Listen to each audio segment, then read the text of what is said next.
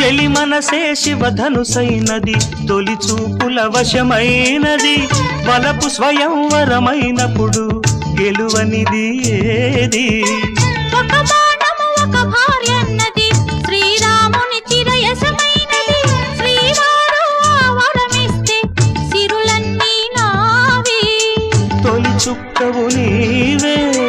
చుక్కానివి నీవే తుదిదాకా నీవే మరు జన్మకు నీవే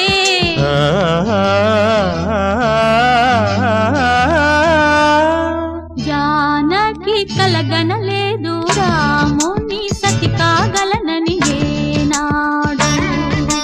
రాముడు అనుకోలేదు జానకి పతి కాగలనని ఆనాడు